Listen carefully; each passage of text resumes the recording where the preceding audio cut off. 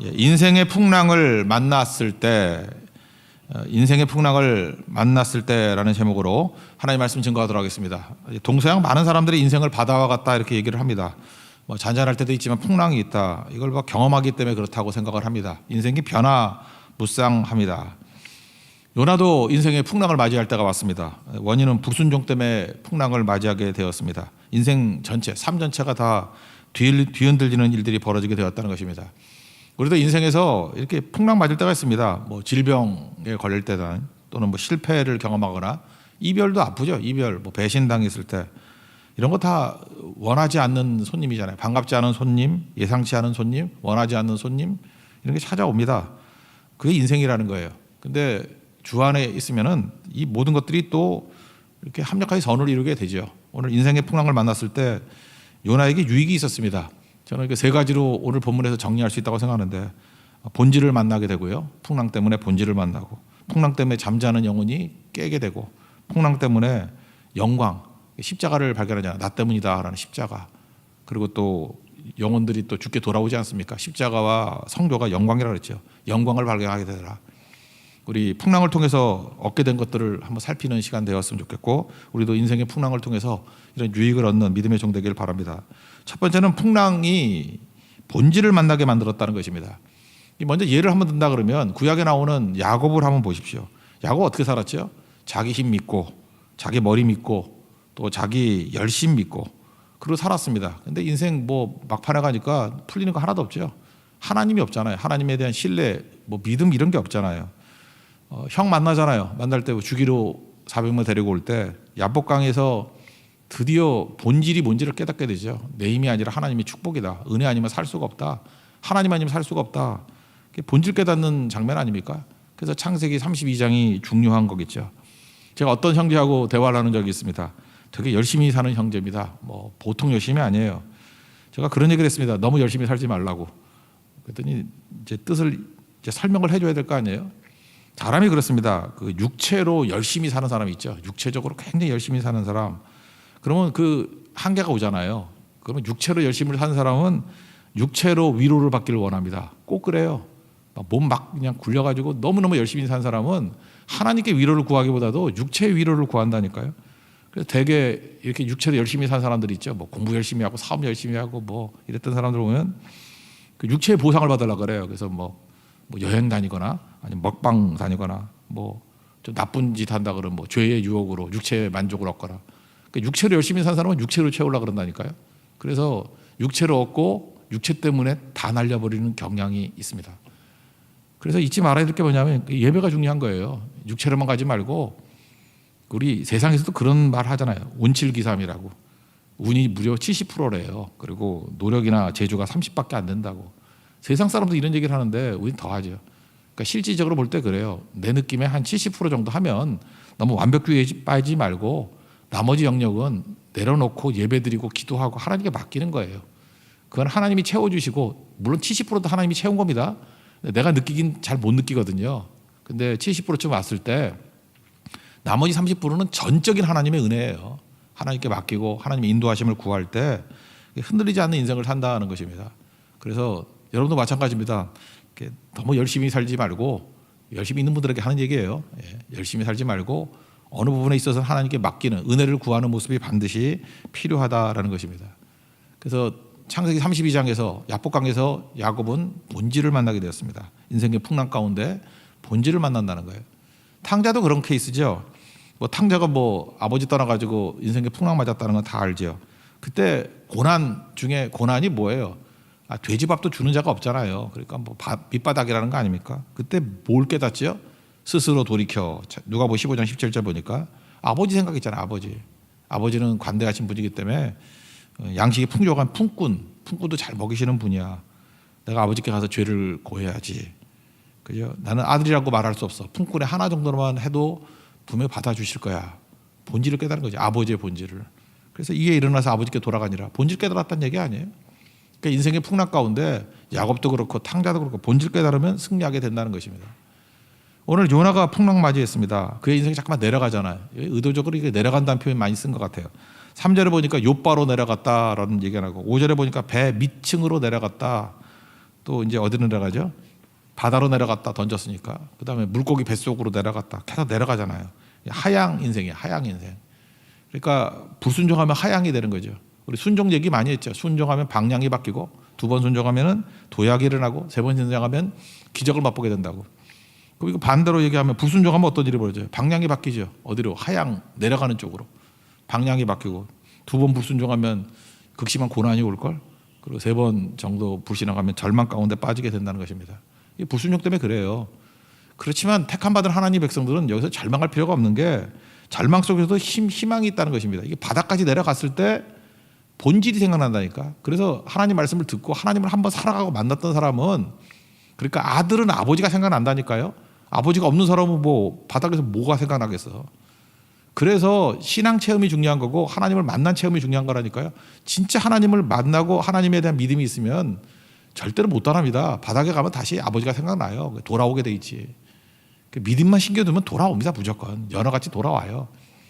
근데 여기서 요나도 깨닫게 되잖아요. 본질을 깨닫게 된다라는 것입니다. 그래서 시편 119편 67절 같은 데 보니까, 고난당하기 전에는 그릇 행했다, 근데 이제는 말씀대로 산다 그러고, 71절 보니까 고난 유익이라 그러잖아요. 이로 말미암아 내가 하나님의 율례를 배우게 되었다. 그러니까 이게 다 돌아오게 만드는 힘이 있다라는 것입니다. 본질 찾는 거, 이게 너무너무 중요한 거죠. 그래서 우리 인생의 고난을 지금 있는 피상적인 것에서 좀 더 깊이 있는 곳으로 가게 만드는, 본질을 만나게 만드는, 근본을 만나게 만드는 축복이다, 이렇게 생각하면 틀리지 않다고 생각해요. 어떤 분이 인생을 그 복숭아에 비유하는 걸 들어봤습니다. 뭐 이렇게 사람을 만나거나 남자는 여자, 여자는 남자를 만나는 걸 복숭아에 비유하는데 참 인사이트가 있더라고요. 여러분, 그 복숭아를 고를 때 어떻게 고르죠? 뭐가 맛있는 복숭아예요? 껍질 보고 고르지 않아요? 이렇게 이마트나 이런 데 가서 복숭아 고를 때 보면은 이렇게 뭐 불구스름하고, 또 색깔이 때깔이 좋은 거 고르지 않습니까? 때깔이 좋고 먹음직스럽다, 빛깔이 좋다, 이게 껍질이잖아요. 껍질. 이게 우리 인간에게서는 일종의 매력과 또는 희선이에요. 이렇게 눈길이 가는 사람, 뭐 그다음에 매력 있는 사람, 이게 껍질이라고. 근데 실제로 복숭아를 사서 먹을 때 껍질을 먹나요? 막 털 막 있는 그런 복숭아 말이에요. 천도복숭아 말고 껍질을 안 먹잖아요. 벗겨 먹잖아요. 이거 깎아 먹든지 벗겨 먹든지. 그러니까 실제로 먹는 건 뭐죠? 저는 그 복숭아 그 살을 뭐라 그러는지 몰랐는데 그냥 속살이라 하고 중요한 한자인데 가슴이 와닿지는 않아요. 과육을 먹잖아요. 이거 그 속살을 먹잖아요. 그러니까 껍질로 끌려요. 근데 실제로는 과육을 먹거나 속살을 먹잖아요. 우리 결혼 생활도 그런 거 아닙니까? 이렇게 결혼하기 전에 남자가 여자를 보고 여자가 남자를 보고 끌릴 때 껍질 보고 끌리는 거 아니에요? 아, 그 사람 그 역삼각형이네, 어깨가 듬직하고 여자 참 예쁘네. 만났을 때 껍질로 살아요? 속살로 살지. 그죠? 속살이 뭐죠? 일종의 그 기질, 성격, 태도 이런 거죠. 뭐 여자 같으면 밝게 웃는 거, 남자 같으면은 침착한 태도, 뭐 이런 거, 그런 게 사는 거 아니에요? 사는 거. 그러니까 우리는 속살로 산다고요. 그러니까 껍질에서 고난이 오면 깊어져 가지고 본질이 뭔지를 알게 되죠. 근데 한참 살아보십시오. 살다 보면 속살, 이 과육으로만 사는 게 아니고 사실은 생명이 어디에 있느냐, 먹을 수 없는, 먹지 않는 씨에 있다는 걸 깨닫게 돼요. 씨가 있으니까 그 다음에 또 복숭아를 심고 또 나오게 만드는 거 아니에요. 씨에 생명이 있다. 그러니까 먹지 않는 씨가 진짜 본질이다, 이걸 깨닫게 돼요. 이 먹지 않는 씨는 뭐예요? 먹을 수는 없어요. 근데 살다 보면은 그 사람의 성품, 그 사람의 신앙, 또 다른 말은 영성이죠. 영성 같은 게 있다고요. 이거는 보이지 않는 거예요. 그래서 사람이 떡으로만 사는 게 아니라 하나님의 입으로 나오는 말씀으로 산다, 그런 거, 이걸 깨닫게 된다라는 거예요. 그래서 고난은요, 우리 그래요. 뭐 철없을 때는 껍질만 보고 살 때 우리 어른들은 다 그러잖아요. 아유, 저거 아닌데. 그죠? 껍질도 중요하지만 사실은 그 과육으로 사는 건데, 그죠? 속살로 사는 건데. 근데 세상은 그래요. 속살로만 사는 줄 알았지만 좀 더 깊어 가보세요. 먹을 수는 없지만, 먹진 않지만 씨에 있어요. 씨에. 거기 생명이 있게 된다는 거예요. 풍랑은 우리에게 그걸 보게 만든다는 것입니다. 결국 생명의 역사는 씨에 있어요. 성경은 계속 씨가 누구라 그래요? 죽지 않을 씨. 예수님이라 그러잖아요. 예수님. 그래서 본질을 발견하게 만드는 그런 일들이 있게 된다라는 것입니다. 오늘도 요나는 이 풍랑을 통해서 본질의 근원이 되시는, 진짜 근본이 되는 하나님 다시 만나게 되는 장면이 나오게 되더라는 것입니다. 여러분들 풍랑을 통해서 우리 하나님 만나는 종 되기를 바랍니다. 그래서 아직도 뭐 외모 이런 거에 관심만 가지고 껍질에 있는 사람들은 삶에 있어서 그죠? 더 중요한 게 있다라는 거예요. 이게 속살이에요. 과육이에요. 근데 그게 그걸로만 사는 게 아니죠. 인간은 영성이 있어야 된다고요. 믿음이 있어야 된다고. 진짜 믿음 붙들고 영성 붙들 수 있는 우리 하나님의 거룩한 종 되기를 바랍니다. 두 번째로 풍랑을 통해서 뭘 발견하냐? 잠든 상태를 깨운다라는 것입니다. 풍랑이 좀 심했던가 봅니다. 그래서 배가 깨지기 직전이 됐어요. 그래서 각자의 신을 부르라 그러고, 여러분 그 배 왜 이렇게 대양 항해를 하는 이유가 뭐예요? 지중해 항해를 하는 이유가 그 돈 벌자고 하는 거 아니에요? 근데 물건을 바다에 버렸대요. 그 얘기는 뭐예요? 생사 기로에 걸렸다는 거죠. 목숨 외에는 더 생각할 게 없다. 그러니까 물건 버리지. 배에 있는 물건을 버린다는 건 마지막 결정 아닙니까? 마지막. 그러니까 이게 절체절명의 위기에 놓이게 되었다. 그런 거였다고. 그러니까 다 난리가 났는데 요나만 잠을 자네요. 그 배 미층에서 잠을 잤다. 이건 뭐죠? 사망의 잠 또는 어떻게 보면 무책임한 잠이죠. 5절을 한번 읽겠습니다. 시작. 사공들이 두려워하며 각각 자기의 신을 부르고 또 배를 가볍게 하라고 그 가운데 물건들을 바다에 던지니라. 그러나 요나는 배 층에 내려가서 누워 깊이 잠이 든지라. 이게 뭔가 이런 느낌이 들죠. 여러분 죽음하고 잠하고 차이점이 뭡니까? 사실은 그 영향에 있어서는 비슷해요. 그죠? 근데 죽은 거는 말 그대로 진짜 죽은 거고, 잠은 뭐예요? 살아있는데 상태는 죽음하고 똑같아요. 그게 잠 아니에요? 그러니까 영적 잠을 잔다, 사망의 잠을 잔다, 뭐 그런 거라고요. 그래서 성경에서는 잔다 또는 깨운다 이런 거를 표현했을 때 기도를 얘기하죠. 우리 하나님을 찾는다 그럴 때 세 가지가 있다 그랬죠. 아모스에서 살폈죠. 첫 번째는 연결된다, 두 번째는 조율한다, 세 번째는 초월한다. 뭐 다시 설명을 안 할게요. 근데 첫 번째 연결이죠. 하나님과 연결이 돼 있어야 되는데 연결돼 있지 않으면은 살았다 하나 죽은 자예요. 그게 잠잔다 그런다고요. 그러니까 하나님과 연결되는 게 기도잖아요. 하나님과 늘 연결이 돼 있어야 하나님의 능력의 공급을 받고 인도하심을 받을 거 아닙니까? 근데 그게 안 된다는 거죠. 그러니까 잔다라는 건 뭐냐 하면은 분명히 믿음도 있고 사란이 있는데, 그러니까 지금 시대에 가면 교회도 다녀요. 그리고 뭐 봉사도 하고 교제도 하고 뭐 활동을 해. 근데 하나님 앞에 기도가 없어. 그러면 그걸 잔다 그런다니까요. 예수님 제자들도 뭐 예수님 제자 아니었나 따라 다녔는데 자다가 깰 때가 됐다 그러잖아요. 그게 뭐예요? 자고 있다라는 게 뭐죠? 아직 정신 못 차리고 있다는 거잖아요. 아직도 깨어있지 못하다 그런 모습이죠. 그러니까 하나님과 연결이 안 돼 있는 모습을 잔다 그러는 거예요. 선지자인데 지금 자고 있잖아요. 영적인 상태를 말하고 있다라는 것입니다. 그래서 잘 때는 특징이 뭐냐? 영향력이 없어요. 이거 똑같은 장면이 대비되는 게 사도행전 27장에 나오는 유라굴라 강풍 속에 있는 바울하고 비교할 수 있죠. 바울은 진짜 바닥이었어요. 바닥. 그러니까 어떤 존재죠? 죄수. 뭐 죽일 수도 있고 그런 상황이잖아요. 근데 유라굴라 강풍 가운데 영적으로 깨어 있으니까, 하나님과 연결되어 있으니까 선언과 죄수를 다 살리잖아요. 안심하라. 하나님께서 이 배만 깨지지 우리 다 영혼 살려준다. 276명 다 살려버리잖아요. 그리고 뭐 이거 먹고 굶지 말고 먹어라. 그러니까 또 먹고 리더가 돼버리죠. 나머지 음식 다 버려라. 배 깨질 거니까. 그리고 다 수영에 가가지고 멜리데 섬에서 다 살고 그러지 않습니까? 그런 일이 벌어진다. 영향력을 미치잖아요. 여기에 요나는 어때요? 지금 여로보암 2세 때 왕궁에서 선지자 할 정도로 사실은 뭐 영향력 있는 사람이었잖아요. 그런데 지금은 이방인들이 와가지고 잔소리 하잖아요. 그죠? 너 왜 기도도 안 하냐? 그죠? 자는 자여 어찌 함이냐? 어찌 미뇨? 뭐 이러면서. 여러분들 그 엄마 잔소리도 무섭지만 세상 잔소리가 무섭습니다. 그러니까 우리가 정신 못 차리면요, 세상이 우리를 외쳐요. 신문에서 막 교회를 외치고, 뭐 믿지도 않는 사람들 있잖아요. 뭐 자기들도 개차반으로 사는 사람들이 막 비난하고. 너무 열받아 할 필요 없고 그 속에도 하나님의 음성이 있구나 이렇게 들어야죠.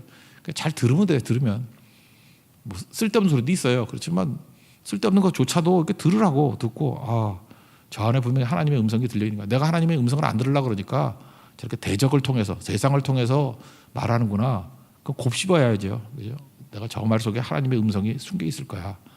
그리고 고치면 그게 승리하는 거 아니겠습니까?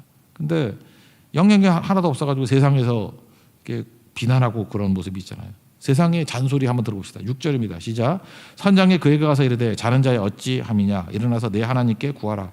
혹시 하나님이 우리를 생각하사 망하지 아니하게 하시리라 하니라. 그러니까 잠자다가 일어나야지. 그 꼴이 뭐야? 그리고 기도하라. 이게 목사님 아니에요? 이게 지금 선장이 하는 거예요. 선장이 목사님 같은 얘기하잖아요. 세상이 그런 소리 하잖아요.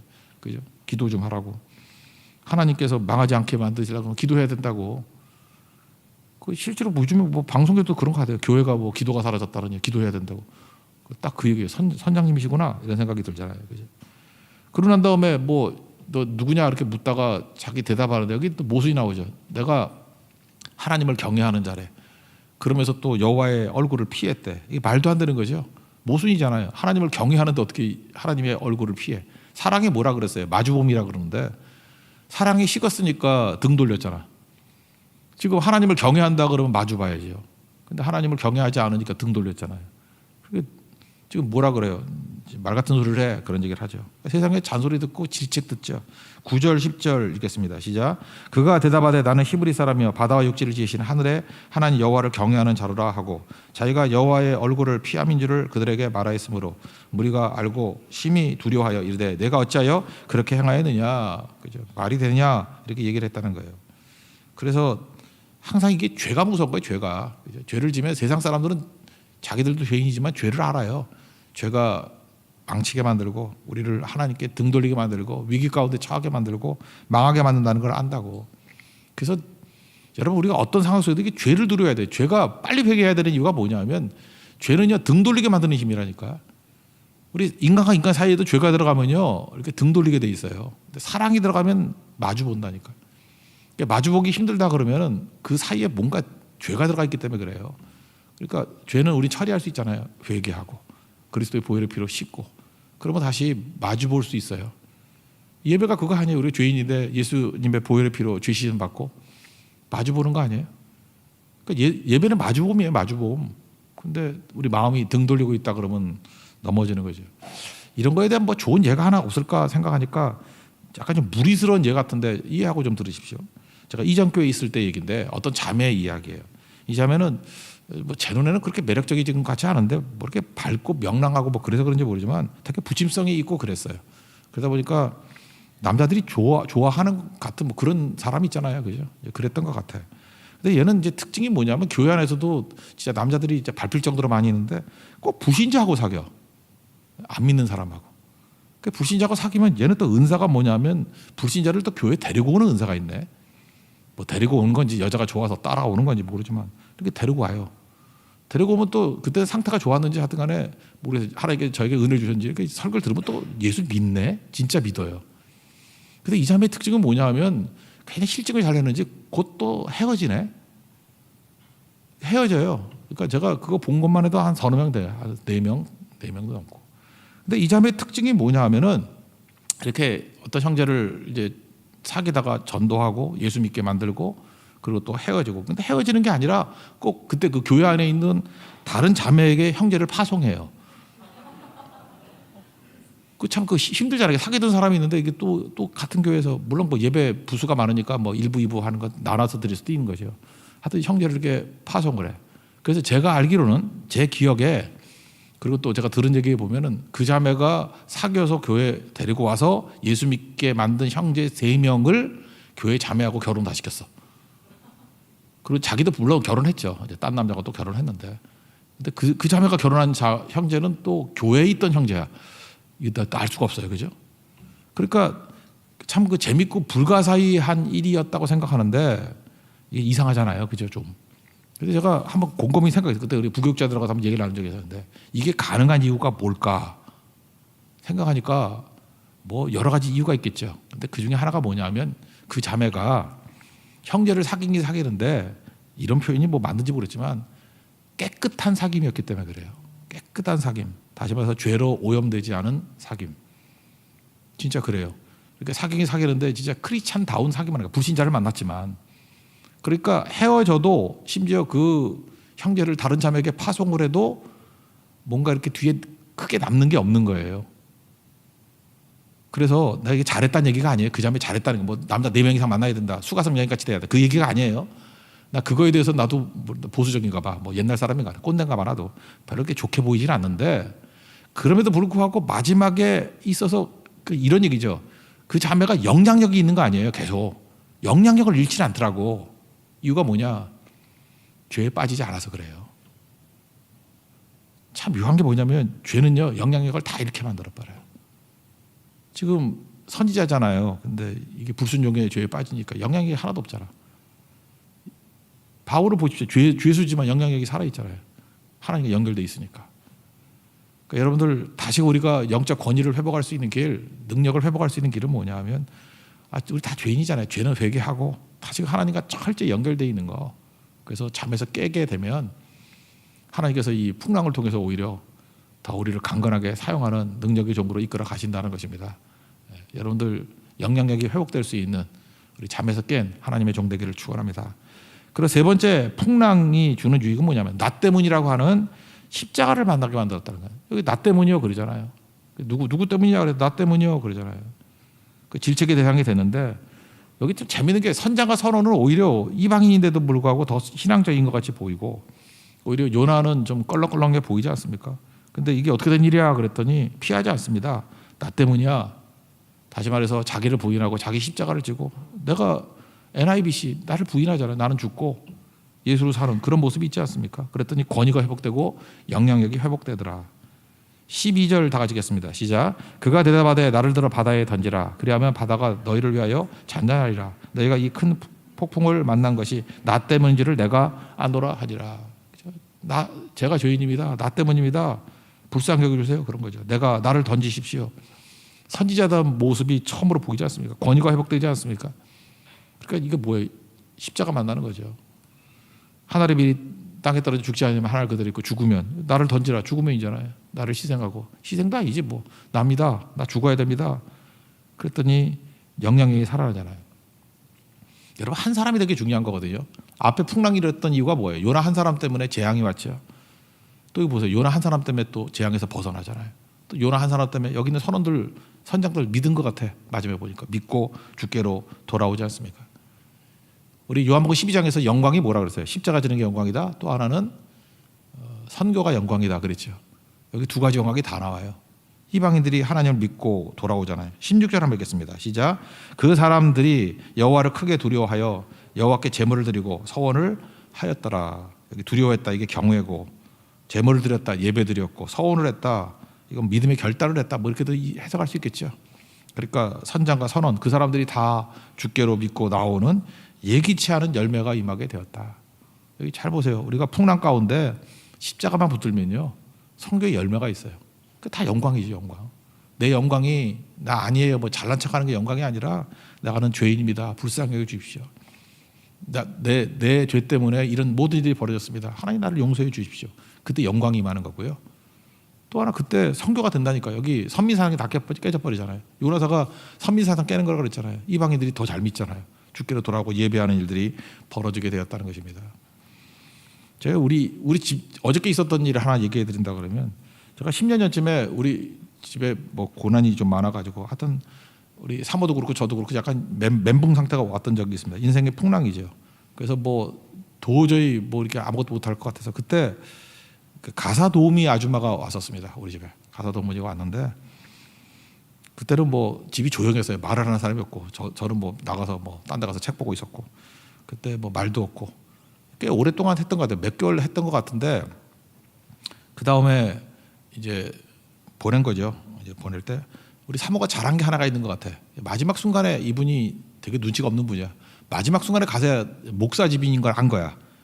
아 그렇게 성경이 널려 있고 책이 널려 있는데도 그거 몰랐나? 하여튼간에 그때 가서 목사님인 걸 알고 그때 우리 사모가 했던 일이 뭐냐면 성경책을 하나 선물을 했대요. 성경책 선물하면서 또 며칠 분의 사례를 더 주고 뭐 그런 전도를 했던 것 같아요. 그리고 이제 마지막에 아름답게 헤어졌죠. 이제 좋게 헤어졌고 이제 10년 만에 다시 연락을 했는데 이거는 제가 이제 병원에 가야 되기 때문에 이제 좀 이렇게 필요하거든요. 그래서 다시 연락을 했더니 반갑게 기억하면서 왔는데 그래서 이 아줌마가 완전 변화가 된 거예요. 예수를 너무너무 잘 믿는 거예요. 성경을 오독했대. 그리고 어떤 성결교회에서 지금 교회 일꾼이고 뭐 내가 자세히 모르는데 정확하지 않으니까 설명 안 하는데 무슨 뭐 중직도 맡은 것 같아요. 그죠? 보통 사람이 아닌 거예요. 그래서 묻더래요. 어저께 이번엔 또 왜 불렀냐고 사모님 그러면서 그랬더니 제 상황을 얘기하면서 입원하는 것 때문에 그랬더니 그분이 놀라면서 울더라는 거예요. 그리고 뭐 제 영혼을 살렸기 때문에 극구 사용하면서 입원만은 그 돈 안 받겠다고 사례 안 받겠다고 물론 그렇다 안 주지는 않았겠지 확인하면서 줬겠죠. 예. 안 줬으면 사모가 아니지. 산모지 산모. 저건 문제가 있는데 하여튼 좋겠지, 그죠? 근데 이제 제가 느꼈던 게 그거예요. 아, 이분이 가사 도우미에서 이제는 기도 도우미가 됐구나. 저는 분명히 예기치 않은 열매였어요. 그죠? 모든 상황이 다 이게 성교고 전도잖아요. 제가 그래요. 이게 풍랑 속에 있었는데 또 하나 뭐 저도 십자가를 생각하면서 나 때문입니다. 제 죄입니다. 제가 부족했습니다. 그래서 그게 영광 아니에요, 그죠? 구원받고 회복되는 거. 또 하나가 뭐죠? 그거 예기치 않았는데 거기에 열매가 있더라는 거예요. 참 묘하죠. 생명이 있고 거기서 죽게 돌아온 사람들이 또 여럿 있고 그러는 거 아닙니까? 하나님께서 이렇게 일하시는 거예요. 그래서 여러분들 내 상태를 갖고 너무 내가 능력이 있고 힘 있고 그런다고 하나님의 일 되는 게 아니라 깨지고 만신창이가 돼 있더라도 주만 바라보고 십자가 험한 십자가 붙들고 또 그 작은 순간에 복음 증거하게 될 때 하나님께서 영광 위에 영광으로 우리를 이끌어 가신다는 것입니다. 우리 지금 뭐 밖에도 어젯밤에 엄청 바람 불고 그러대. 이게 바다였으면 진짜 엄청 풍랑이었다 이런 생각이 들더라고요. 문을 열어놨는데 막 유리창이 깨질 정도로 막 쾅쾅 닫히고 그러더라고요. 초속 뭐 몇 미터다 뭐 이런 얘기도 하고 하는데 인생에도 그럴 때가 있습니다. 그죠? 견디지 못할 때. 풍랑 유익입니다. 본질 만나십시오. 꼭 본질을 만나요. 하나님 만나는 거예요. 야곱같이, 탕자같이, 요나같이 오히려 본질 만나는 계기가 되십시오. 또 하나 우리 잠자고 있잖아요. 풍랑은 우리 잠자는 상태를 깨웁니다. 잠잔다는 건 뭐예요? 살아있지만 죽음하고 똑같은 상태예요. 영향력 제로. 그런데 잠에서 깨어나면 하나님과 연결되면 비로소 영향력도 회복이 되고 하나님께서 우리를 통해서 하나님의 일들을 하기 시작한다는 거예요. 이게 살아있는 거죠.